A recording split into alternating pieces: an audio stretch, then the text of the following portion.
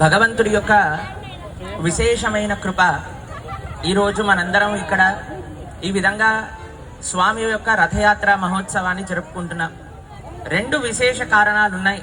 ఒకటి, ఈరోజు 15 రోజుల తర్వాత జగన్నాథ స్వామి మొట్టమొదటిసారిగా నవ యౌవన దర్శనం నేత్రోత్సవం అని పూరిలో దర్శనమిస్తున్నారు.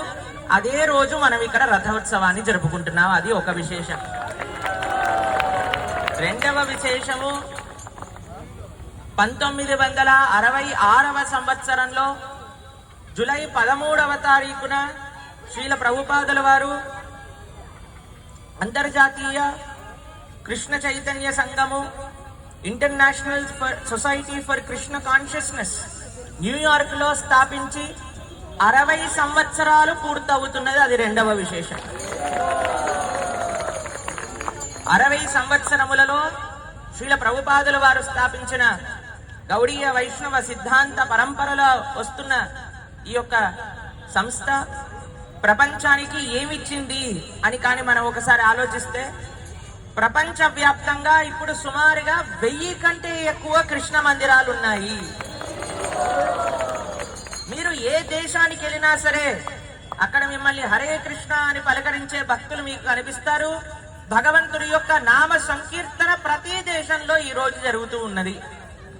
ఎక్కడికి వెళ్ళినా సరే సనాతన భారతీయ సంస్కృతిని అంత వైభవంగా చాటి చెప్పారు శ్రీల ప్రభుపాదుల వారు. 1000 ఆలయాలు ఈ రోజుకి మన పరంపరలో మనం చూస్తున్నాం ప్రపంచ వ్యాప్తంగా. అలానే భగవద్గీత విషయానికి వస్తారా, మనందరి సనాతన ధర్మంలో అందరికీ అత్యంత ప్రామాణికమైన అన్ని సంప్రదాయాలకు కూడా తత్వాన్ని తెలిపే పుస్తకం భగవద్గీత. సుమారుగా ప్రపంచ వ్యాప్తంగా 90 భాషలలో అనువాదం అయ్యింది ఈ రోజుడికి. ఎన్ని పుస్తకాలు వితరణ చేశారో తెలుసా? ఇప్పటిదాకా 5 కోట్ల కంటే ఎక్కువ పుస్తకాలు ఈ రోజుకి మనం భగవద్గీత మనం డిస్ట్రిబ్యూట్ చేశారు. మన ప్రధానమంత్రి నరేంద్ర మోదీ గారు మీరు చూసారంటే, ఎవరు ఏ దేశ ప్రధాని ఈ భారతదేశానికి వచ్చినా వారికి శ్రీల ప్రభుపాదుల వారి యొక్క భగవద్గీత యథాతథాన్ని గిఫ్ట్ గా ఇస్తారు.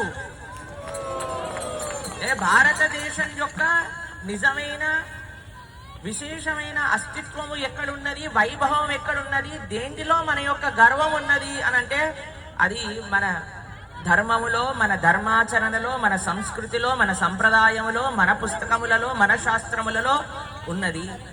ఉన్నారు చైనా లాంటి ప్రదేశంలో 1,00,000 కంటే ఎక్కువ మంది కృష్ణ భక్తులు ఉన్నారు. America, Africa, Europe, Australia, middle east లాంటి దేశాలలో లక్షల కొద్ది కృష్ణ నామాన్ని జపం చేస్తూ రోజు నిరంతరము భగవంతుడి యొక్క సేవ చేస్తున్న వాళ్ళు ఉన్నారు. ఇదంతా శ్రీల ప్రభుపాదుల వారి యొక్క దయ, వారి యొక్క త్యాగం.